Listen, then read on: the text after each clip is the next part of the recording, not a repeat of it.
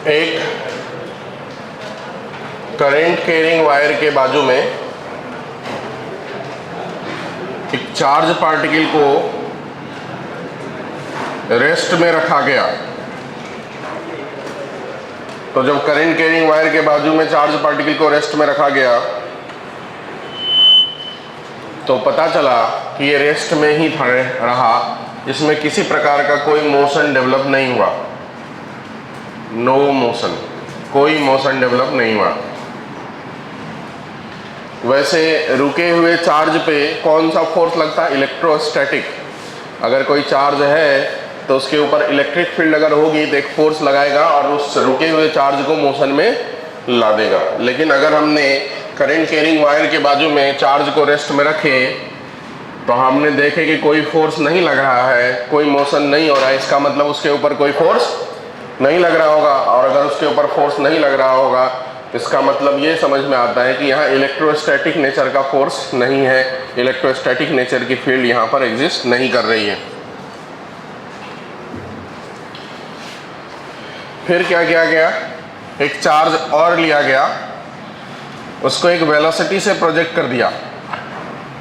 तो जब उसको एक वेलोसिटी से प्रोजेक्ट कर दिया गया तब पता चला कि वो जिस डायरेक्शन में प्रोजेक्ट करे उधर नहीं जा करके डिफ्लेक्ट हो गया उसका मोशन। तो ऑब्जर्व हुआ कि मोशन जो है वो डिफ्लेक्टेड है। इसका मतलब ये समझ में आया मोशन कब डिफ्लेक्ट होंगे। जैसे मान लीजिए मैं इधर जा रहा हूँ और अगर मेरा डायरेक्शन बदल जाएगा तो डायरेक्शन कब बदलेगा?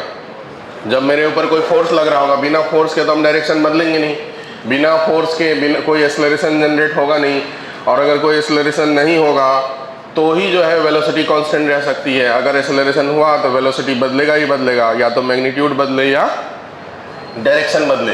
वेलोसिटी वेक्टर क्वांटिटी है, डायरेक्शन भी बदल गया तो मतलब ऐसा मानेंगे कि वेलोसिटी बदल गया। जैसे कि यूनिफॉर्म सर्कुलर मोशन में स्पीड तो कांस्टेंट ही रहती है, लेकिन क्या बदलती है? डायरेक्शंस बदलती है, और वो बदलने का कारण होता है सेंट्रीपिटल एक्सेलरेशन। अगर सेंट्रीपिटल फोर्स ना होता, सेंट्रीपिटल एक्सेलरेशन नहीं होते तो यूनिफॉर्म सर्कुलर मोशन नहीं हो पाता, डायरेक्शंस नहीं बदलते। तो यहाँ डायरेक्शंस बदल गया वेलोसिटी का, मोशन जो है डिफ्लेक्टेड हुआ चार्ज पार्टिकल का। इसका मतलब ये है कि इस सिचुएशंस में कोई ना कोई फोर्स इसके ऊपर लग रहा है। मतलब वही चार्ज जब रेस्ट में था तब उसके मोशन में कोई फर्क नहीं पड़ा, इसका मतलब कोई फोर्स उसके ऊपर नहीं लग रहा है। लेकिन वही चार्ज जब मोशन में था तो उसमें डिफ्लेक्शन हो गया, इसका मतलब कुछ फोर्स ज़रूर लग रहा है उसके ऊपर, सम टाइप ऑफ फोर्स लग रहा है। फिर क्या किया गया? एक आदमी, ये सब कौन ऑब्जर्व कर रहा था? एक आदमी जो रेस्ट में था, जो इस बात को ऑब्जर्व कर रहा था। अब क्या किया गया? एक चार्ज पार्टिकल और उसके बाजू में एक फ्रेम, उसमें बैठा हुआ एक इंसान, दोनों को v वेलोसिटी दे दिया गया। तो दोनों को अगर v वेलोसिटी दे दिया तो रिलेटिवली ये दोनों एक दूसरे के लिए क्या हुआ? रिलेटिव रेस्ट में हुआ कि नहीं हुआ? तो दोनों को सेम मैग्नीट्यूड की स्पीड दिया गया, सेम डायरेक्शन में दिया गया, तो रिलेटिवली एक दूसरे के लिए रेस्ट में हुआ। तो फ्रेम ऑफ रेफरेंस का रोल यहाँ पर चालू हो जाएगा। यहाँ पर जो इंसान देख रहा था दोनों सिचुएशंस को, वो किस से देख रहा था? रेस्ट पोजीशन से देख रहा था, मतलब इनर्शियल फ्रेम से देख रहा था, इनर्शियल फ्रेम से देख रहा था। ठीक है, तो इनर्शियल फ्रेम से देखने पे पता चला कि अगर चार्ज रेस्ट में है तो उसके ऊपर कोई फोर्स नहीं लग रहा है, उसके मोशन में कोई भी चेंजेस नहीं आ रहे हैं, और रेस्ट से मोशन में नहीं आ रहा है। लेकिन चार्ज को अगर मोशन में पहले से डाल दिया जाए, कुछ वेलोसिटी डाल दिया जाए, तो ऐसा देखा गया कि जिस डायरेक्शन में वेलोसिटी दिया गया उसी डायरेक्शन में चार्ज पार्टिकल नहीं जा करके वहाँ से किसी और डायरेक्शन में डिफ्लेक्ट हो गया है। तो इसका मतलब ये हुआ कि रुके हुए चार्ज पे कोई फोर्स नहीं लग रहा है, बट चलते हुए चार्ज पे कुछ टाइप का फोर्स लग रहा है। ऐसा इनर्शियल फ्रेम में बैठा हुआ इंसान ने देखा। फिर अगर चार्ज के साथ इंसान को भी वेलोसिटी दे दिया गया तो दोनों एक दूसरे के लिए रिलेटिव रेस्ट में हुआ, और अगर रिलेटिव रेस्ट हुआ तो ये दोनों एक दूसरे के लिए इनर्शियल फ्रेम हुआ। बाहर से देखने से ये नॉन इनर्शियल फ्रेम है, क्योंकि उसके अंदर वेलोसिटी, जिस फ्रेम में इंसान है वो फ्रेम जो है एक्सेलरेटेड मोशन से मान लो जा रहा है, तो वो एक प्रकार का कैसा फ्रेम हुआ? Non inertial. लेकिन चूंकि दोनों एक दूसरे के रिस्पेक्ट में रेस्ट में है, इसलिए ये फ्रेम इसके लिए जो है वो इनर्शियल ही होगा, बाहर वाले इंसान के लिए नॉन इनर्शियल फ्रेम होगा। तब भी देखा गया तो ये वाला जो कंडीशन है, ये इंसान जो देख रहा है तो उस इंसान को ये चार्ज क्या लगेगा, रुका हुआ लगेगा। ये जो इंसान रुका हुआ था, चार्ज भी जेन्युइन में रुका हुआ था, तो इस इंसान को ये रुके हुए चार्ज पे कोई प्रकार का मोशन ऑब्जर्व नहीं हुआ, कोई फोर्स ऑब्जर्व नहीं हुआ। इस इंसान के लिए भी ऐसा ही सिचुएशंस क्रिएट हुआ, क्योंकि दोनों का वेलोसिटी का डायरेक्शन सेम है, दोनों की मैग्नीट्यूड सेम है, तो दोनों एक दूसरे के लिए रिलेटिवली रेस्ट में हुआ। तो यहाँ पर भी यही कंडीशन होना चाहिए, किसी प्रकार का कोई मोशन ऑब्जर्व नहीं होना चाहिए इस इंसान को, लेकिन हुआ ऐसा नहीं, हुआ ऐसा कि ये फिर डिफ्लेक्ट हो गया। प्रैक्टिकली में देखा गया कि फिर डिफ्लेक्ट हो गया। इस तीनों घटनाओं से ये समझ में आ रहा है कि एक जो नेचर होता है इलेक्ट्रोस्टैटिक का काम होता है रुके हुए चार्ज के ऊपर अपना फोर्स लगाना। तो अगर जेन्युइन में चार्ज रुका हुआ है तो उस पर फोर्स नहीं लग रहा है, जेन्युइन में चार्ज मोशन में है तो फोर्स लग रहा है। तो रुके हुए पे फोर्स नहीं लगाएंगे और मोशन में फोर्स लगाएंगे, ऐसा नेचर इलेक्ट्रोस्टैटिक का नहीं होता है। इसका मतलब यहाँ इलेक्ट्रोस्टैटिक नेचर की कोई फील्ड एग्जिस्ट नहीं कर रही है, यहाँ पर इलेक्ट्रोस्टैटिक नेचर का कोई फोर्स एग्जिस्ट नहीं कर रहा। इसका मतलब यहाँ कुछ और दूसरे प्रकार के नेचर ऑफ फोर्स हैं जो कि रुके हुए चार्ज पे कोई फोर्स नहीं लगाता है, लेकिन एक्चुअल में अगर चार्ज में मोशन है तो उस पर वो फोर्स लगाता है। फ्रेम ऑफ रेफरेंस से कोई लेना देना नहीं है, मतलब फ्रेम इनर्शियल रहे या नॉन इनर्शियल रहे उससे लेना देना नहीं है। अगर चार्ज मोशन में है तो उसके ऊपर फोर्स लगेगा, और अगर चार्ज मोशन में नहीं है इसका मतलब उसके ऊपर फोर्स नहीं लगेगा, जिसका नेचर इलेक्ट्रोस्टैटिक फील्ड जो है उससे मिलता जुलता नज़र नहीं आ रहा है। क्योंकि अगर उससे मिलता जुलता नज़र आता तो इस कंडीशन में भी फोर्स लगता, इस कंडीशन में फोर्स नहीं लग रहा है। इसका मतलब यहाँ जो फोर्स लग रहा है कम से कम इलेक्ट्रोस्टैटिक फोर्स वो तो नहीं है। फिर यहाँ लगने वाले फोर्स को, ये जो करंट कैरिंग वायर है इसको हटा करके जितने प्रकार के हम लोगों के पास एग्जिस्टिंग फोर्स है जिसके बारे में हमको जानकारी है, उस सभी फोर्स के साथ इसमें होने वाले डिफ्लेक्शन को कंपेयर किया गया। तो कंपेयर किया गया तो पता चला कि मैग्नेट के द्वारा अगर कोई परमानेंट मैग्नेट यहाँ ला करके रख दे करंट कैरिंग वायर के वजह से, वायर को हटा करके, तो उस सिचुएशंस में भी ऐसा ही प्रकार का डिफ्लेक्शन ऑब्जर्व हुआ। इसका मतलब ये हुआ कि यहाँ जो रहने वाले फोर्स है वो मैग्नेटिक नेचर का फोर्स है। कौन से नेचर का फोर्स है? मैग्नेटिक नेचर का फोर्स है। मतलब इस पूरे घटनाओं में एक नया प्रकार का फोर्स समझ में आया, वो है मैग्नेटिक नेचर ऑफ फोर्स। जो क्रिएट कौन कर रहा है यहाँ पर, क्योंकि मैग्नेट तो है ही नहीं, तो वो क्रिएट कौन कर रहा है? ये करंट कैरिंग वायर। इस करंट कैरिंग वायर में करंट बंद कर देंगे तो ये सभी घटनाएं बंद हो जाएगी। फिर अगर रेस्ट में रखें तो रेस्ट में रहेगा, मोशन में रखें तो जिस पाथ में रखे उसी पाथ में चला जा रहा था। इसका मतलब इसमें वायर में फ्लो होने वाले जो चार्ज है, वायर में फ्लो होने वाले जो करंट है, वो करंट अपने आसपास एक ऐसी फील्ड जनरेट कर रही है जो रुके हुए चार्ज पे कोई फोर्स नहीं लगाता है, लेकिन चलते हुए चार्ज पे फोर्स लगाता है, और उसका पूरी प्रॉपर्टीज मैग्नेटिक फील्ड के प्रॉपर्टीज से मैच करती है। अब ये मैग्नेटिक फोर्स कौन लगा रहा है? तो करंट कैरिंग वायर अपने आसपास ऐसे फील्ड जनरेट कर रहा होगा जो कि इस फोर्स के लिए रिस्पॉन्सिबल होगा। तो जो फील्ड जनरेट हो रहा है वो फील्ड कौन सी फील्ड होगी? उस फील्ड को कहा गया मैग्नेटिक फील्ड। अब उस फोर्स को जानने के लिए क्या किया गया? इस घटना को बहुत बार अंजाम दिया गया, इस प्रैक्टिकल घटना को बहुत बार अंजाम दिया गया। एक करंट कैरिंग वायर लिया, उसके बाजू में एक चार्ज लेकर के ऐसे हर डायरेक्शन में फोर्स को फेंका गया, मतलब जिधर मन हुआ उधर फेंक दिया। ऐसे रेंडमली जो है चार्ज को प्रोजेक्ट किया जा रहा है, रेंडमली ऐसे प्रोजेक्ट करते करते करते करते अचानक से एक ऐसा डायरेक्शन आया जिसमें कोई डिफ्लेक्शन नहीं हुई। ऐसे फेंकते गए, मतलब हर बार डिफ्लेक्शन दिख रहा था, पर एक ऐसा डायरेक्शन मिल गया जिसमें कोई डिफ्लेक्शन चार्ज के मोशन में नहीं हुआ। बस उसी पॉइंट को नोटिस करके फिर से उस डायरेक्शन में फेंके, फिर देखे कोई डिफ्लेक्शन नहीं हुआ, फिर रिकन्फर्म किए, वापस उस डायरेक्शन में फेंके, कोई डिफ्लेक्शन नहीं हुआ, उसके उल्टे डायरेक्शन में उसी लाइन पे फेंके, कोई डिफ्लेक्शन नहीं हुआ। तो वहाँ से एक निष्कर्ष निकला कि ये जो डायरेक्शन है जिसमें कोई डिफ्लेक्शन नहीं हो रही है, वही डायरेक्शन इस करंट कैरिंग वायर के द्वारा जो प्रोड्यूस मैग्नेटिक फील्ड है उसका है। मैग्नेटिक फील्ड का डायरेक्शन होता है क्योंकि वो वेक्टर क्वांटिटी है, ठीक है। तो इसका मतलब वही पर्टिकुलर जो डायरेक्शन है उस डायरेक्शन में मैग्नेटिक फील्ड का डायरेक्शन है, ऐसा ऑब्जर्व किया गया प्रैक्टिकली। फिर क्या किया गया? उसको रेफरेंस मान करके जब उस डायरेक्शन में चार्ज को प्रोजेक्ट करें तो कोई फोर्स नहीं लगा, उससे थोड़े एंगल पे प्रोजेक्ट करें तो डिफ्लेक्शन दिखा, थोड़े ज़्यादा एंगल पे प्रोजेक्ट किए तो और ज़्यादा डिफ्लेक्शन दिखा, थोड़े और ज़्यादा एंगल पे प्रोजेक्ट किए तो थोड़े और ज़्यादा डिफ्लेक्शन दिखा। तो इससे ये धीरे धीरे दिमाग में सेट हुआ कि इसका मतलब डायरेक्शन के साथ जो एंगल बन रहा है उस एंगल पे इस फोर्स की वैल्यू डिपेंड करती है। मतलब एंगल जब ज़्यादा था तो डिफ्लेक्शन ज़्यादा हो रहा था, एंगल जब कम थे तो डिफ्लेक्शन कम हो रहे थे। तो प्रैक्टिकली इस बात पे पहुंचा गया कि चार्ज को प्रोजेक्ट जिस एंगल पे करेंगे मैग्नेटिक फील्ड के साथ, उस एंगल की वैल्यू अगर ज़्यादा होगी तो डिफ्लेक्शन ज़्यादा होगा, इसका मतलब फोर्स ज़्यादा होगा। तो यहाँ लगने वाले फोर्स एंगल पे डिपेंड किया। फिर एक चीज़ क्या किया गया, सेम डायरेक्शन से सेम एंगल पे फेंका गया, लेकिन करंट की वैल्यू को कम ज़्यादा किया गया वायर में। ये जो वायर है उसमें करंट की वैल्यू को कम ज़्यादा किया गया। तो जब कम करे तो देखा कि डिफ्लेक्शन कम हुआ, जब ज़्यादा करे करंट तो डिफ्लेक्शन ज़्यादा हुआ। इसका मतलब इस वायर के द्वारा जो यहाँ प्रोड्यूस मैग्नेटिक फील्ड है, जब यहाँ करंट कम कर रहे हैं तो वो प्रोड्यूस मैग्नेटिक फील्ड की स्ट्रेंथ कम हो रही होगी, जब यहाँ फील्ड करंट ज़्यादा कर रहे होंगे तो प्रोड्यूस मैग्नेटिक फील्ड की स्ट्रेंथ ज़्यादा हो रही होगी। इसका मतलब मैग्नेटिक फील्ड के स्ट्रेंथ पे भी वो फोर्स डिपेंड किया। ये दो घटना तक पहुँचे कि मैग्नेटिक फील्ड के स्ट्रेंथ पे फोर्स डिपेंड किया, एंगल ऑफ प्रोजेक्शन पे फोर्स डिपेंड किया, साथ में आ जाओ ना, साथ में जो चार्ज जिसको हम प्रोजेक्ट कर रहे हैं उसको एक बार स्लो तरीके से फेंके तो देखिए डिफ्लेक्शन कम हुआ, एक बार फास्ट फेंके तो देखिए डिफ्लेक्शन ज़्यादा हुआ। तो इस नतीजे पे भी पहुंचे कि जो चार्ज जिसको हम प्रोजेक्ट कर रहे हैं उसकी वेलोसिटी पे भी मैग्नेटिक फोर्स डिपेंड करता है।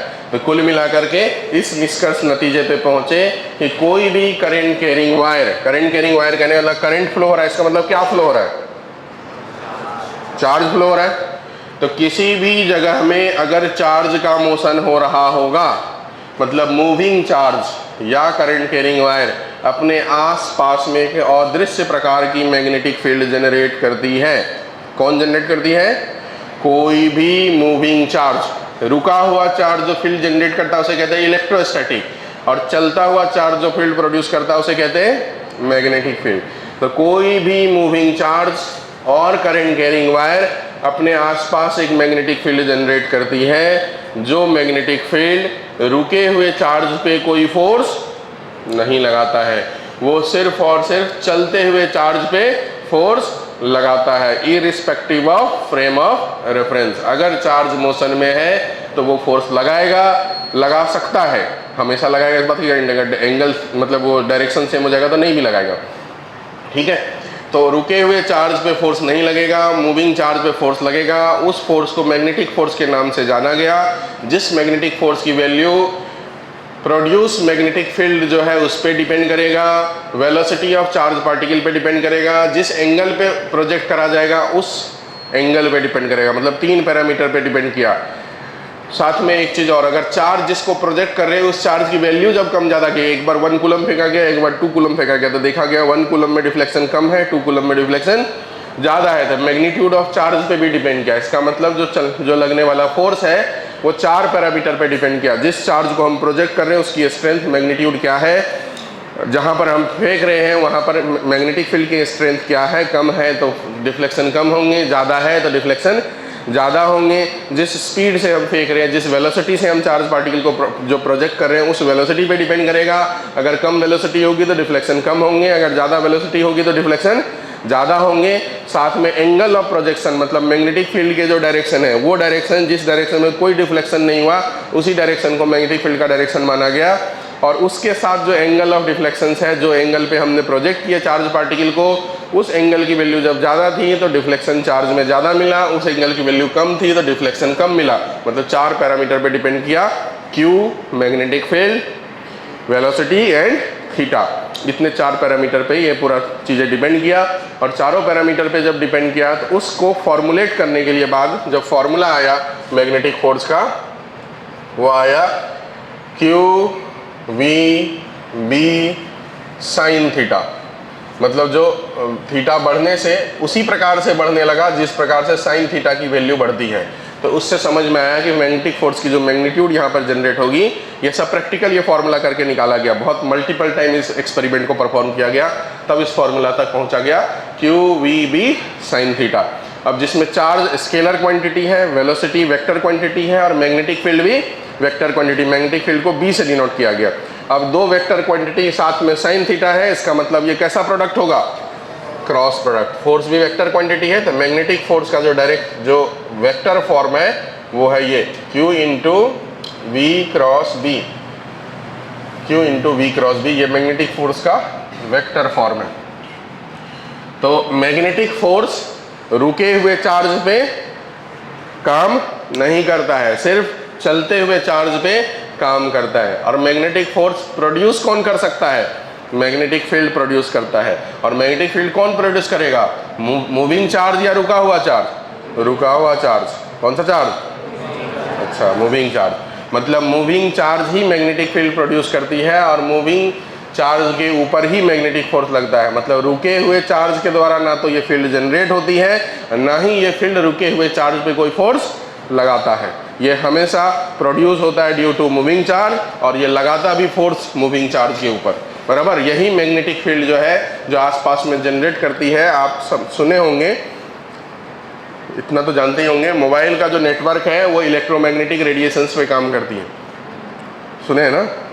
मोबाइल का जो नेटवर्क है वो इलेक्ट्रोमैग्नेटिक रेडिएशंस पे काम करती है और इलेक्ट्रोमैग्नेटिक वेव में दोनों प्रकार के फील्ड रहती है, इलेक्ट्रो और मैग्नेटिक। इलेक्ट्रिक फील्ड भी रहती है और मैग्नेटिक फील्ड भी रहती है। तो कोई भी हाई वोल्टेज वायर के आसपास से अगर आप गुजरेंगे, जैसे कि रेलवे स्टेशन के प्लेटफॉर्म पे जब आप जाएंगे तो वहाँ से बहुत हाई वोल्टेज का करंट जाते रहता है क्योंकि ट्रेन चलती है उसी वजह से, बराबर है। ऐसा निकल के सूंड निकाल के लगाता है ना उसमें, देखें आपने कभी। तो वो जो हाई वोल्टेज करंट फ्लो होते रहता है जो कि बहुत ज़्यादा हाइट पे नहीं रहता है, पास में ही रहता है, तो उसके वजह से वहाँ आसपास में एक मैग्नेटिक फील्ड जनरेट होती है क्योंकि कोई भी करंट कैरिंग वायर अपने आसपास में मैग्नेटिक फील्ड जनरेट करता है। तो वहाँ जो मैग्नेटिक फील्ड जनरेट होती है वो मैग्नेटिक फील्ड इलेक्ट्रोमैग्नेटिक रेडिएशंस के जो सिचुएशंस है प्लेटफॉर्म पे उसे डिस्टर्ब करता है और इस वजह से हमारे मोबाइल में नेटवर्क कभी आता है कभी जाता है, कभी आवाज़ कटती है, कभी कॉल ड्रॉप होता है। ऐसा आपने प्रैक्टिकली फील करे होंगे कई बार, हेलो हेलो कर रहे हैं और आवाज़ ही नहीं जा रही, टावर तो पूरा दिखा रहा है लेकिन आवाज़ उस साइड नहीं जा रहा है या उधर से आवाज़ नहीं आ रहा है, सुनाई नहीं दे रहा है। तो ये सब सिचुएशंस इसलिए क्रिएट होती है क्योंकि कोई भी करंट कैरिंग वायर अपने आसपास में मैग्नेटिक फील्ड जनरेट करती है और अगर मैग्नेटिक फील्ड के स्ट्रेंथ ज़्यादा हो गया तो वहाँ पर प्रेजेंट इलेक्ट्रोमैग्नेटिक रेडिएशन को वो क्या करेगा, डिस्टर्ब करेगा। और डिस्टर्ब करेगा तो इलेक्ट्रोमैग्नेटिक रेडिएशन से होने वाली जो भी काम है उस घटना में जो है बाधाएँ पहुँचेगी, तकलीफ पहुँचेगी, बराबर।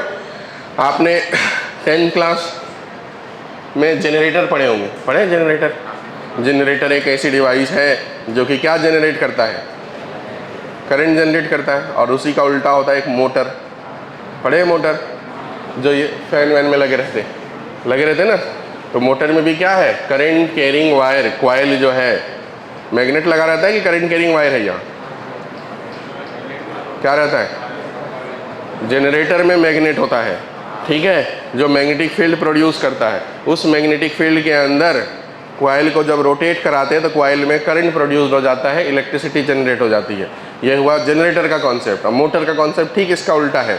मोटर का कॉन्सेप्ट ये है कि मैग्नेट नहीं रहता, कॉइल के अंदर करंट प्रोड्यूस करते हैं, कॉइल के अंदर करंट को फ्लो कराते हैं और जब कॉइल के अंदर करंट फ्लो होता है तो अपने आसपास में जो है क्या जनरेट करती है, मैग्नेटिक फील्ड, और उससे एक फोर्स जनरेट होता है जिससे कॉइल रोटेट होना चालू हो जाता है। वो काम है मोटर का मैकेनिज्म। जैसे ये फैन चल रहा है तो फैन जो चल रहा है तो हम लोग क्या करते हैं, स्विच ऑन करते हैं। स्विच ऑन करने से क्या जाता है, वहाँ पर करंट प्रोड्यूस होता है। करंट जब उसमें जाता है तो वो करंट वहाँ पर अपने आसपास में मैग्नेटिक फील्ड जनरेट कर रहा है और उसके आसपास में मैग्नेटिक फोर्स जनरेट कर रहा है जिससे उसमें रहने वाले जो कॉइलिंग है वो सिस्टम रोटेट होना चालू हो जाता है, इसलिए उससे अटैच ब्लेड भी रोटेट हो रहा है। ये काम है मोटर का। गाड़ियों के अंदर भी जो चलता है मोटर वो इसी वजह से चलता है। गाड़ियाँ, कार चलाएं, बाइक चलाएं तो वो कैसे मूव करता है, रोल करता है मोटर की वजह से, बराबर है। तो मोटर कैसे काम करती है, इसी प्रकार से काम करती है। किसी भी तरीके से अपन उसके चीज़ों को मतलब जो उसमें मैग्नेटिक फील्ड प्रोड्यूस करते हैं, जो फोर्स लगाता है और फोर्स लगाता है तो घूमना चालू होता है। मतलब दो प्रकार का काम है। जनरेटर का काम है मैकेनिकल एनर्जी को इलेक्ट्रिकल में कन्वर्ट करना और मोटर का काम है इलेक्ट्रिकल एनर्जी को मैकेनिकल में कन्वर्ट करना। हमने स्विच ऑन किए तो कौन सा एनर्जी दी है, इलेक्ट्रिकल एनर्जी दी है, और अभी जो घूम रहा है वो कौन सी एनर्जी है, मैकेनिकल एनर्जी है, ठीक है। तो कोई भी करंट कैरिंग वायर अपने आसपास में मैग्नेटिक फील्ड प्रोड्यूस करता है। जो कि वेक्टर क्वांटिटी है। ठीक है, अब उसकी स्ट्रेंथ कम होगी या ज़्यादा होगी वो डिपेंड करेगा जो करंट कैरिंग वायर है उसमें करंट कम है या फिर ज़्यादा है। इतनी बात आपको सबको समझ गया? चलो लिखते लिखो, any current carrying wire produce magnetic field, any current carrying wire produce magnetic field around itself,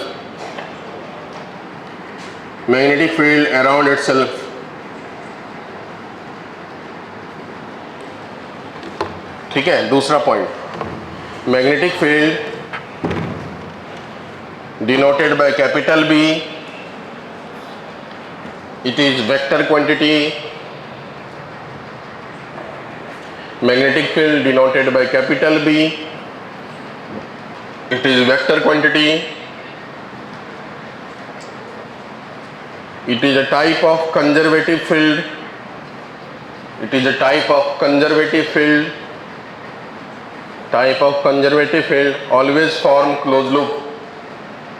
always form closed loop,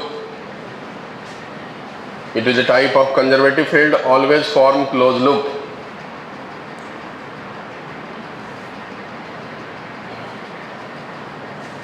अगला point,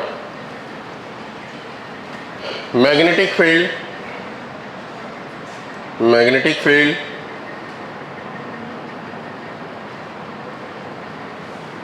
never produce any force on rest charge,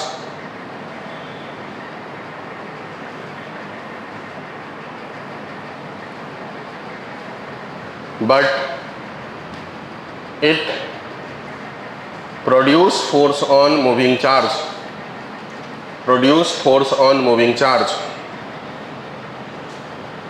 but it produce force on moving charge। अब ये diagram नीचे बनाना है बस, लिखो, magnetic force depends on charge, velocity, magnetic field। Magnetic force depends on charge, velocity, magnetic field and angle made by velocity with field,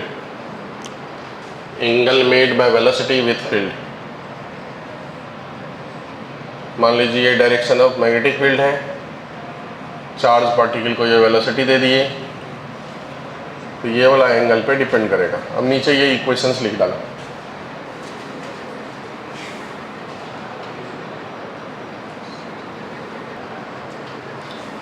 हो गया। अब देखो ध्यान से, यहाँ से मैग्नेटिक फील्ड का अगर हम लोग यूनिट और डायमेंशन लिखें,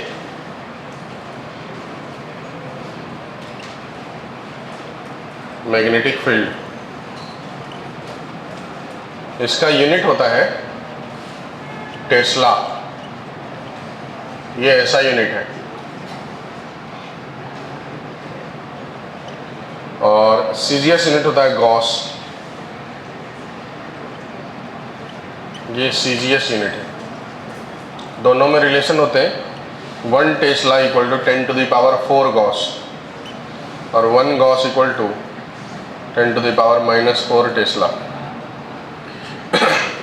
अगर हम डायमेंशन की बात करें तो इसे डायमेंशन निकालने के लिए force by charge into velocity हो जाएगी, क्योंकि साइन थीटा कॉस थीटा में तो कोई डायमेंशन होते नहीं, आप पहले जानते होंगे ट्रिगोनोमेट्रिकल फंक्शन यूनिट लेस और डायमेंशन लेस होता है। तब फोर्स का डायमेंशन क्या हो जाएगा, ml(t-2), चार्ज का डायमेंशन at, वेलोसिटी की डायमेंशन lt-1। तो ये जो डायमेंशन फाइनली निकला वो निकला क्या, m, l और l कैंसिल हो गया, t माइनस 2 a माइनस 1, बराबर। ये इसका डायमेंशन हो गया। अब अगर कोई चार्ज ऐसा हो जिस पे इलेक्ट्रिक फोर्स भी लग रहा हो और मैग्नेटिक फोर्स भी लग रहा हो, ऐसा हो ही सकता है क्योंकि इलेक्ट्रोस्टैटिक फोर्स जो है वो रेस्ट चार्ज और मूविंग चार्ज सब पे लगता है, इलेक्ट्रिक फोर्स दोनों चार्ज पे लगता है। मैग्नेटिक फोर्स का कॉन्सेप्ट है कि वो सिर्फ और सिर्फ मूविंग चार्ज पे लगता है।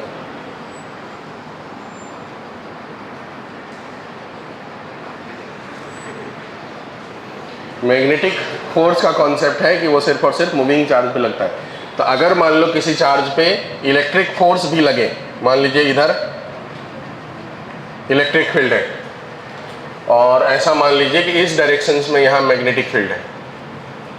अभी जनरल मतलब क्रॉस नेचर का मैग्नेटिक फील्ड है, संभाल लेता, ठीक है। हाँ, मैग्नेटिक फील्ड में दो प्रकार के डायरेक्शंस होंगे, एक क्रॉस और दूसरा डॉट। क्रॉस का मतलब तो आपको पता है, क्रॉस का मतलब इनटू द प्लेन, प्लेन के अंदर, ऐसा आप रोटेशन में देखे होंगे यूज आता होगा। और डॉट का मतलब out of plane, out of plane मतलब दोनों परपेंडिकुलर टू प्लेन रहता है, परपेंडिकुलर टू प्लेन। अंदर की तरफ गया इस प्लेन में तो उसे क्रॉस से डिनोट करेंगे, बाहर की तरफ आया तो उसे डॉट से डिनोट करेंगे। तो जैसे मान लो ये चार्ज रेस्ट में था, यहाँ इलेक्ट्रिक फील्ड है, तो इलेक्ट्रिक फील्ड है तो क्या करेगा, इसके ऊपर फोर्स लगा देगा तो ये मोशन में आ जाएगा। अगर ये चार्ज पॉजिटिव है तो अपने ही डायरेक्शन में फोर्स लगाएगा तो अपने ही डायरेक्शन में मोशन में आएगा, जिससे वेलोसिटी भी ऐसे जनरेट हो गई। तो पहले ये रेस्ट में था, इलेक्ट्रिक फील्ड की वजह से उस पर फोर्स लगा, इलेक्ट्रिक फोर्स जिसकी वजह से ये मोशन में और इस डायरेक्शन में उसकी वेलोसिटी हो गई। जैसे उस डायरेक्शन में वेलोसिटी हो गई उसके वजह से उस पर जो है फोर्स लगना चालू हो जाएगा, मैग्नेटिक ऊपर की तरफ एक फोर्स लगना चालू हो जाएगा, उसे बोलते हैं मैग्नेटिक फोर्स। फिर इस दोनों का रिजल्टेंट फोर्स कुल मिला करके नेट इधर की तरफ काम करना चालू हो जाएगा। अब ऊपर की तरफ क्यों लगेगा, डायरेक्शन हमने यहाँ से निकाले। देखो आप लोग वेक्टर पढ़े, v क्रॉस b से हमने डायरेक्शन निकाले फोर्स का, मैग्नेटिक फोर्स का। वेलोसिटी इधर इसका राइट की तरफ, मैग्नेटिक फील्ड अंदर की तरफ, तो राइट हैंड थंब रूल लगाएंगे ऐसा, वेलोसिटी इस डायरेक्शन में, मैग्नेटिक फील्ड अंदर की तरफ, तो हाथ घुमाएंगे तो ये जो डायरेक्शन हुआ मैग्नेटिक फोर्स का डायरेक्शन हुआ। आपको निकालने आता है, राइट हैंड थंब रूल वगैरह पढ़े होंगे, मैं यहाँ निकाल के दिखाऊंगा बहुत सारे। अभी हम बेसिक चर्चा कर रहे हैं, फिर हम आपको उसकी प्रैक्टिस करा देंगे। तो नेट फोर्स इस डायरेक्शन में होगा, तो इस नेट फोर्स में दोनों का इम्पैक्ट मिलेगा, इलेक्ट्रिक और मैग्नेटिक का। तो जो Q इंटू ई है, अगर सिर्फ किसी चार्ज पर यही लगे तो उसे कहते हैं इलेक्ट्रोस्टैटिक, इलेक्ट्रिक लॉरेंज फोर्स कहते हैं। और अगर किसी चार्ज पर सिर्फ मैग्नेटिक फोर्स लगे तो वो क्यू बी हो जाएगी, इसे कहते हैं magnetic Lorentz force, magnetic Lorentz force. और इस दोनों का जो रिजल्टेंट है उसे कहा जाता है लॉरेंज फोर्स। आपको कभी पूछा जाएगा कि लॉरेंज फोर्स क्या होता है, तो ये दोनों का रिजल्टेंट हुआ, मतलब नेट फोर्स वेक्टर फॉर्म में अगर बात करेंगे तो इलेक्ट्रिक और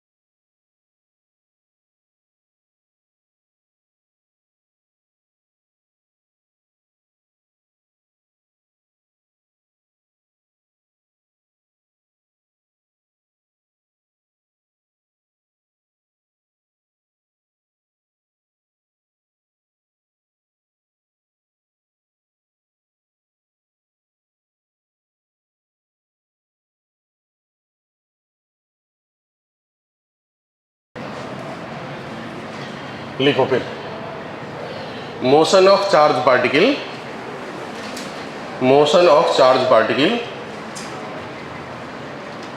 अंडर मैग्नेटिक फील्ड टॉपिक है। Motion of charge particle under magnetic field.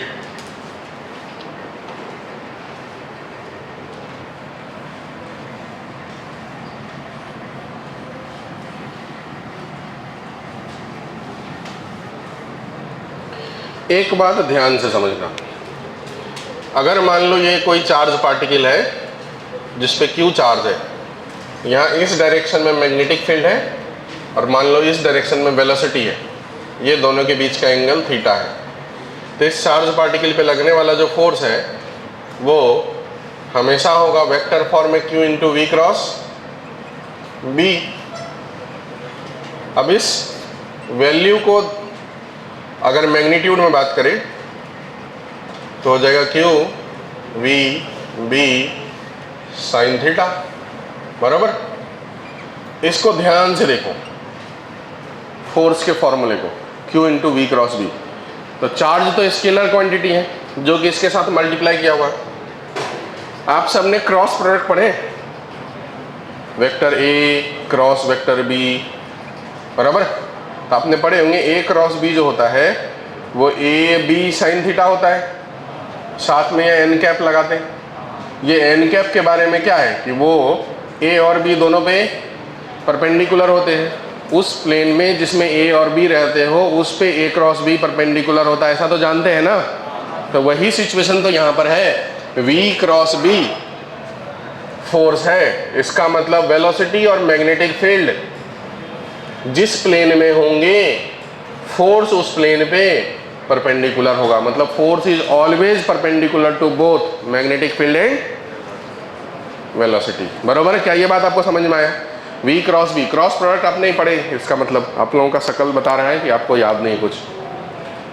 जब हम ए क्रॉस बी पढ़ते हैं, c equal to a cross b, a cross B, तो जो ए क्रॉस बी वेक्टर होता है वो ए और बी दोनों पे परपेंडिकुलर होता है, उसकी मैग्नीट्यूड इतनी होती है और उसका डायरेक्शन ये होता है। इसके बारे में आपने पढ़े होंगे, लिखाया गया होगा, perpendicular to both, perpendicular to both vector a and vector b. A और बी दोनों पे ऑलवेज परपेंडिकुलर होते हैं ए क्रॉस बी।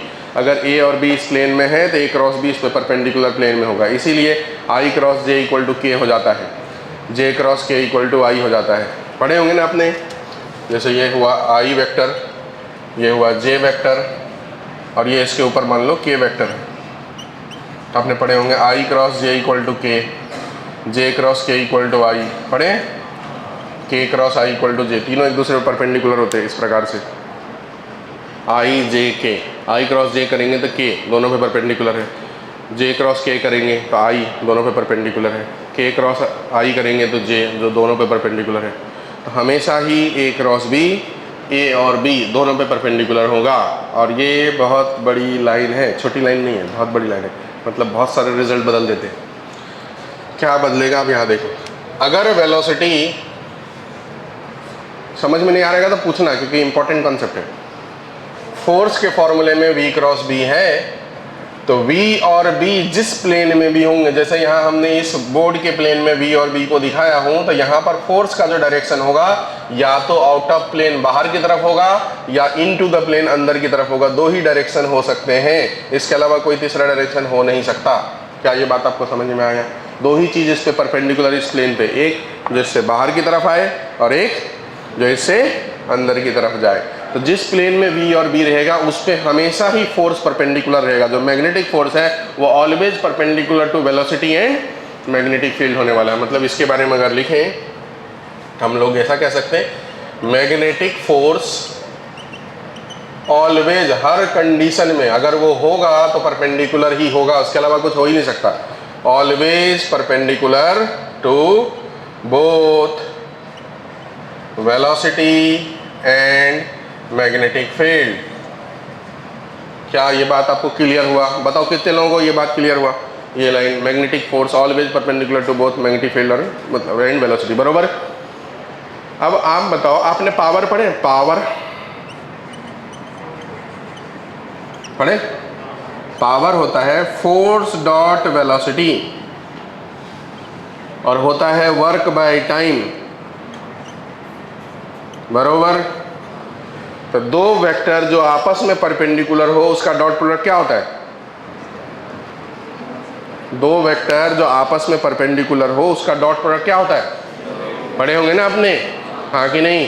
डॉट प्रोडक्ट मतलब A B cos theta, A B cos theta, और अगर परपेंडिकुलर हो तो कॉस 90 हो जाएगा, और कॉस 90 क्या हो जाता है? 0। तो जब दो वेक्टर आपस में परपेंडिकुलर हो तो उसका डॉट प्रोडक्ट 0 होता है, उसका डॉट प्रोडक्ट 0 होता है। अब मैंने यहाँ लाइन में लिखाया कि magnetic force is always perpendicular to both velocity and magnetic field. मतलब फोर्स और वेलोसिटी एक दूसरे पे हमेशा क्या रहने वाला है? मतलब फोर्स और वेलोसिटी का डॉट प्रोडक्ट हमेशा क्या मिलने वाले हैं? 0। और हमेशा 0 मिलने का मतलब ऑलवेज 0 मिलेगा। मैग्नेटिक फोर्स और वेलोसिटी एक दूसरे पे ऑलवेज परपेंडिकुलर रहेंगे, और अगर ऐसा होगा तो दोनों का डॉट प्रोडक्ट हमेशा ही 0 रहेगा। ये टाइम उधर जाके मल्टीप्लाई हो जाएगा, तो इसका मतलब वर्क इक्वल टू क्या हो जाएगा? बताओ, वर्क इक्वल टू क्या हो जाएगा? वर्क बाय टाइम की वैल्यू 0, इसका मतलब टाइम 0 की वर्क 0, वर्क 0 ना, इसका मतलब वर्क डन हुई की वैल्यू 0। यहीं से लाइन काम का आता है। मैग्नेटिक फोर्स किसी भी कंडीशन में किसी भी प्रकार का वर्क नहीं करता। मैग्नेटिक फोर्स कोई काम नहीं करता, किसी भी सिचुएशंस में काम कर ही नहीं सकता वो। क्यों? क्योंकि उसके द्वारा हमेशा वो वेलोसिटी पे क्या रहेगा? परपेंडिकुलर। तो उसके द्वारा work done always. Magnetic force किसी भी कंडीशन में वर्क नहीं करता, काम प्रोड्यूस नहीं कर सकता, वर्क प्रोड्यूस नहीं कर सकता। और अपने वर्क एनर्जी थ्योरम भी पढ़े होंगे, उसमें था change in kinetic energy equal to work done by all kind of force, पढ़े? तो अगर वर्क डन 0 हुआ, इसका मतलब काइनेटिक एनर्जी में कोई बदलाव नहीं हुआ। काइनेटिक एनर्जी में बदलाव नहीं होने का मतलब क्या हुआ? स्पीड में बदलाव नहीं कि वेलोसिटी में बदलाव नहीं? काइनेटिक एनर्जी के फॉर्मूले में स्पीड आता है कि वेलोसिटी आती है? स्पीड आती है। वेलोसिटी का तो स्क्वायर है ना, v डॉट v, स्पीड हो गया ना, वो स्केलर क्वांटिटी हो गई ना।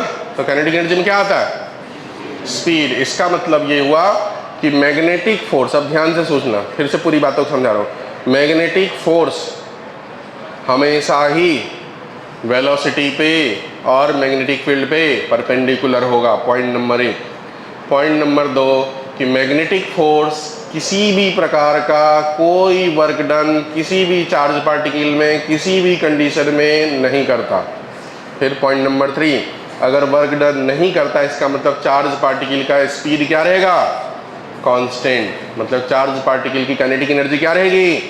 कांस्टेंट, क्योंकि बदलाव होगा ही नहीं, क्योंकि वर्क 0 तो work equal to change in kinetic energy. तो इसके द्वारा कोई बदलाव, दूसरे किसी कारण से बदलाव हो जाए तो हो जाए, पर मैग्नेटिक फोर्स के द्वारा स्पीड में कोई बदलाव नहीं होगा। मतलब मैग्नेटिक फील्ड की ताकत ही नहीं है कि वो किसी की वेलोसिटी को बदल दे। सॉरी, वेलोसिटी तो गलत हो जाएगा, स्पीड बदल दे। वेलोसिटी तो वेक्टर क्वांटिटी है, बदला जा सकता है, क्योंकि डायरेक्शंस होते हैं वहाँ पर। सर्कुलर मोशन में तो डायरेक्शंस होते हैं ना, बदलते हैं ना। तो मैग्नेटिक फोर्स की, मैग्नेटिक फील्ड की ताकत ही नहीं कि वो चार्ज पार्टिकल के स्पीड को बदल दे, काइनेटिक एनर्जी को बदल दे, किसी प्रकार का कोई वर्क डन कर दे। ना तो ये वर्क कर सकता, ना ये स्पीड बदल सकती, ना ये काइनेटिक एनर्जी में चेंजेस क्रिएट कर सकता। ये जो क्रिएट कर सकता है चेंजेस, वो सिर्फ डायरेक्शन में कर सकता है। इसके द्वारा जो भी इम्पैक्ट होता है, जो भी घटनाएं देखने को मिलती है, वो डायरेक्शंस में होने वाले बदलाव की वजह से देखने को मिलती है। बाकी मैग्नीट्यूड में कोई बदलाव नहीं कर सकता। चलो लिखो फिर 1-2 पॉइंट।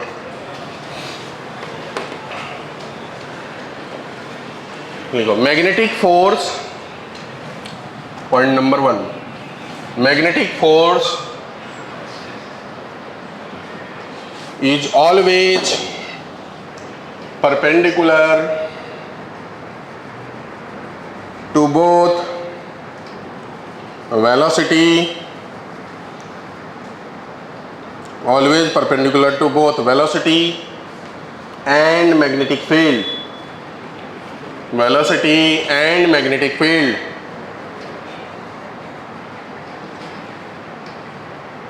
अगला पॉइंट, इस पॉइंट में स्टार लगा लीजिएगा। अभी 2-3 पॉइंट लिखेंगे, सबसे रिलेटेड थ्योरेटिकल सवाल आएंगे।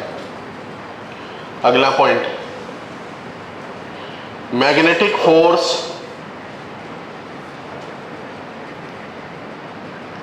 Never produce any type of work done, never produce any type of work done on any charge.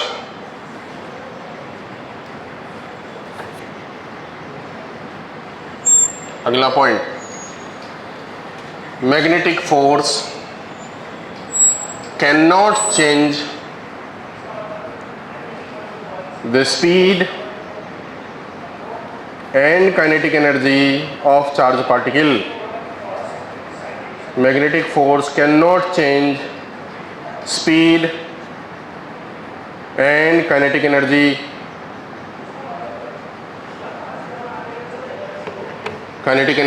of charge particle. It can change only direction. It can change only direction.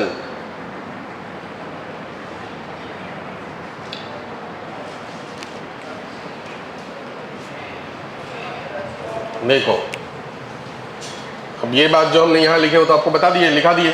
अगर आपको ये लिखना हो तो लिख लो, नहीं तो मुझे लगता है ये तो समझने की बात थी. किसी को लिखना हो तो लिखो.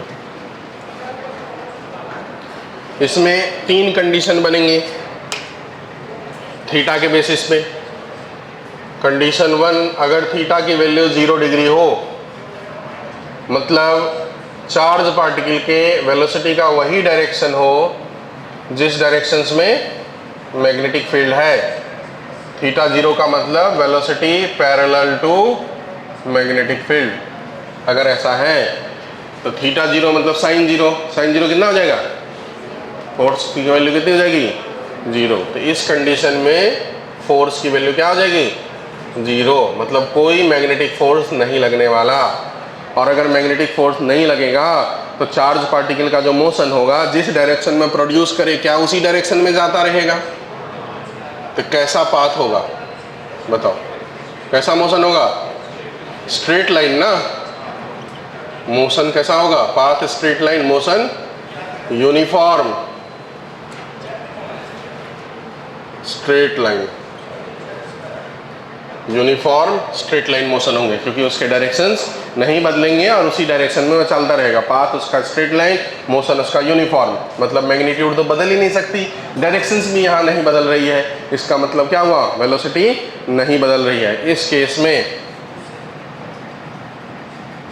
वेलोसिटी क्या रहेगा? कांस्टेंट या बदलेगा? कांस्टेंट. दोनों चीज कांस्टेंट रहेगा. बोथ मैग्नीट्यूड एंड डायरेक्शन, दोनों चीजें कांस्टेंट रहेगी. ना तो मैग्नीट्यूड बदलेगा इस केस में और ना ही डायरेक्शंस बदलेगा. Velocity constant. काइनेटिक एनर्जी क्या रहेगा बताओ? कांस्टेंट. वर्क डन कितना होगा? 0. एक्सेलरेशन कितना होगा? 0, क्योंकि फोर्स 0 है. Acceleration equal to force by mass, तो एक्सेलरेशन में क्या रहेगा? 0. स्पीड क्या होगी? कांस्टेंट. इतनी बात आपको समझ गया? पहला कंडीशन. दूसरा कंडीशन, सेकंड कंडीशन, अगर थीटा की वैल्यू 90 डिग्री हो जाए. 90 डिग्री कहने का मतलब velocity perpendicular to magnetic field. मान लो कि मैग्नेटिक फील्ड इस डायरेक्शन में है और वेलोसिटी इस डायरेक्शन में हमने लगा दिए, एक दूसरे पे परपेंडिकुलर है. तो साइन 90 की वैल्यू, परपेंडिकुलर का मतलब थीटा 90 और साइन 90 की वैल्यू, तो वो साइन थीटा की मैक्सिमम वैल्यू है. तो उस वक्त लगने वाला फोर्स मैक्सिमम होगा. तो जो मैग्नेटिक फोर्स होगी वो हो जाएगी कितना? QVB. बराबर है. और ये मैक्सिमम वैल्यू है, मैक्सिमम फोर्स है. इससे ज़्यादा मैग्नेटिक फोर्स नहीं हो सकता. QVB ये फोर्स होगा. अब ये फोर्स क्या रहेगा? वेलोसिटी और मैग्नेटिक फील्ड दोनों में परपेंडिकुलर रहेगा. Force perpendicular to both velocity and magnetic field. एक काम करता हूँ, मैं यहाँ मैग्नेटिक फील्ड को क्रॉस नेचर से दिखा देता हूँ. तो अगर मैं क्रॉस नेचर से दिखा दिया तो इसके ऊपर फोर्स कौन से डायरेक्शन में रहेगा बताओ तो? राइट हैंड थंब रूल लगाओ. या तो लेफ्ट हैंड रूल लगा सकते हैं या राइट हैंड रूल लगा सकते हैं. मैं दोनों बताता हूँ, देखो ध्यान से आप. 3 प्रकार के रूल से हम डायरेक्शंस निकालते हैं. Rule number 1 left hand rule. Left hand rule के हिसाब से ये कोई भी फिजिक्स का फॉर्मूला हो जिसमें ये रिजल्टेंट हुआ इसे आप पहला वेक्टर मानोगे, इसे आप दूसरा वेक्टर मानोगे। लेफ्ट हैंड रूल लगाओगे तो ये फर्स्ट वेक्टर, नंबर 1 नंबर 2 ये रिजल्टेंट, नंबर 1 नंबर 2 ये रिजल्टेंट। सभी लोग हाथ ऐसा करो, सभी लोग करो। Left hand, left hand, left hand नहीं समझ में आता है? Left hand, number 1 number 2 direction, ठीक है।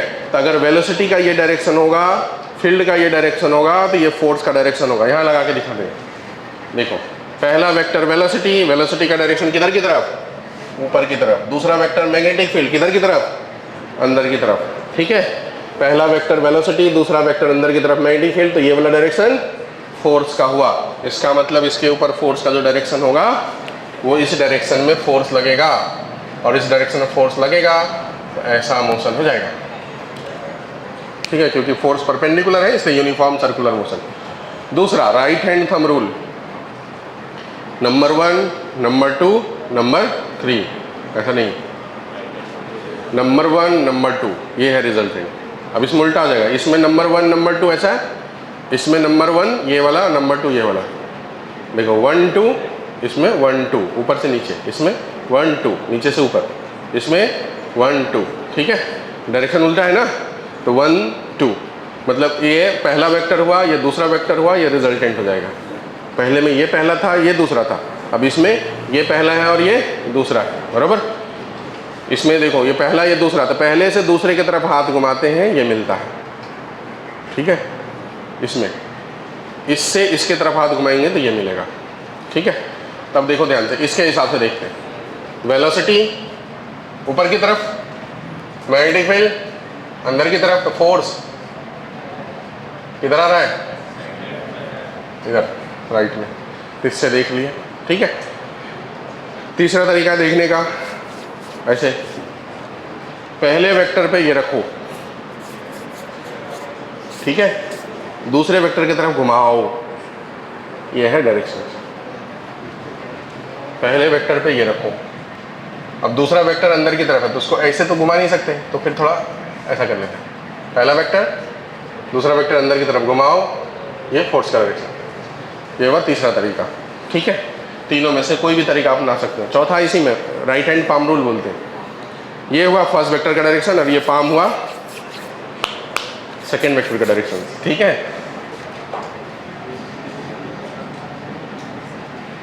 बरोबर, ये जो हुआ इसका डायरेक्शन फोर्स का। इस तरीके से आप डायरेक्शंस निकाल सकते हैं। तो फोर्स हुआ राइट डायरेक्शंस में। अब फोर्स हमेशा वेलोसिटी पे परपेंडिकुलर होगा तो मोशन कैसा होगा? सर्कुलर मोशन में ही ऐसा होता है, फोर्स वेलोसिटी पे क्या रहते हैं? परपेंडिकुलर होते हैं। तो इसका डिफ्लेक्शन इधर की तरफ होगा हर वक्त। अभी फोर्स इधर है, जब इसकी वेलोसिटी इधर की तरफ होगी तो फोर्स इधर हो जाएगा, जब वेलोसिटी इधर की तरफ रहेगी तो फोर्स इधर हो जाएगा, जब वेलोसिटी इधर की तरफ रहेगी तो फोर्स इधर हो जाएगा, वेलोसिटी इधर की तरफ रहेगी तो फोर्स इधर हो जाएगा, इधर रहेगी वेलोसिटी तो फोर्स इधर हो जाएगा। सभी फोर्स कंसंट्रेटेड रहेगा किसके तरफ? सेंटर ऑफ सर्कल की तरफ, बराबर। तो यहाँ पर जो मोशन होगा वो कैसा मोशन होगा बताओ? Uniform circular motion. तो यूनिफॉर्म सर्कुलर मोशन की जितनी प्रॉपर्टीज है वो सब लागू हो जाएगी। पाथ कैसा होगा? सर्कुलर, सर्कुलर ट्रैक पे मूव करेगा चार्ज पार्टिकल, बराबर। और हमेशा फोर्स वेलोसिटी पे परपेंडिकुलर रहेगा, इसलिए कोई वर्क डन नहीं होगी। अब यूनिफॉर्म सर्कुलर मोशन की जितनी प्रॉपर्टीज है सब लागू हो जाएगा। क्या क्या प्रॉपर्टीज है बताओ इसमें? पहले बताओ, वर्क डन होगा कि नहीं होगा? नहीं होगा, वर्क जीरो। बताओ काइनेटिक एनर्जी में बदलाव होगा कि नहीं होगा? कांस्टेंट। इसमें स्पीड बदलेगा कि नहीं बदलेगा? कांस्टेंट। वेलोसिटी बदलेगा क्या? क्योंकि डायरेक्शंस बदलते हैं, वेलोसिटी चेंज हो जाएंगे, बराबर। अब ये जो यूनिफॉर्म सर्कुलर मोशन, तो यूनिफॉर्म सर्कुलर मोशन का रेडियस वगैरह भी होता है, तो वो निकालोगे तो ये जो फोर्स है वो किसके बराबर होना चाहिए? सेंट्रीपिटल फोर्स के बराबर। तो अगर हम इसे QVB को सेंट्रीपिटल फोर्स mv²/r कर दे, तो यहाँ से एक वेलोसिटी कैंसिल हो गया, रेडियस कितना बड़ा हो गया? m × v/q × b। m मतलब मास, v का मतलब वेलोसिटी, ठीक है, q का मतलब चार्ज, b का मतलब मैग्नेटिक फील्ड। ये हो गया रेडियस, जिस ट्रैक पे वो घूम रहा है उस सर्कुलर पाथ का रेडियस हो गया। mv मतलब मोमेंटम, इसे मोमेंटम बाय QV भी कह सकते हैं, मोमेंटम बाय QV भी कह सकते हैं, बराबर। अब आप देखो टाइम पीरियड वगैरह भी निकलेगा इसका। सर्कुलर मोशन है तो यूनिफॉर्म सर्कुलर मोशन का टाइम पीरियड क्या रहता है? कांस्टेंट। ये पीरियोडिक मोशन है ना, पीरियोडिक मोशन, तो टाइम पीरियड क्या रहेगा? कांस्टेंट। और वो टाइम निकालेंगे तो क्या हो जाएगा बताओ? Total circumference 2πr by speed v, r के जगह ये टर्म रख देते हैं m v by Q B. तो देखो यहाँ से v और v कैंसिल हो गया, तो जो टाइम पीरियड है उसका फॉर्मूला कितना आ गया? 2πm bye Q B. ये हो गया टाइम पीरियड का फॉर्मूला। फ्रीक्वेंसी इसका उल्टा 1 बाय टाइम पीरियड, वो कितना हो जाएगा? Q B by 2πm। इस फ्रीक्वेंसी को कहते हैं साइक्लोट्रॉन फ्रीक्वेंसी। इसका नाम है साइक्लोट्रॉन फ्रीक्वेंसी। ठीक है, अब आप देखो ध्यान से, जो रेडियस जो पाथ का आया वो वेलोसिटी पे डिपेंड कर रहा है। वेलोसिटी ज़्यादा होगा तो रेडियस बड़ा, वेलोसिटी कम होगा तो रेडियस कम। लेकिन ये टाइम पीरियड और फ्रीक्वेंसी वेलोसिटी से इंडिपेंडेंट है। मतलब वेलोसिटी ज़्यादा रहे या कम उस बात से कोई फ़र्क नहीं पड़ता है। मतलब यही चार्ज पार्टिकल को, अगर मैं ये कहना चाह रहा हूँ कि चार्ज पार्टिकल को मान लो v1 स्पीड दिए, ये घूम के इस सर्कल में आया, और अगर v2 ज़्यादा स्पीड दे दिए, ये बड़ा वाला सर्कल से घूम के यहीं आएगा। ठीक है, इसमें छोटा वाला r1 और दूसरा में बड़ा वाला r2। रेडियस वेलोसिटी पे डिपेंड करेगा, लेकिन सेम समय में घूम के दोनों आएंगे, टाइम अलग अलग नहीं होगा।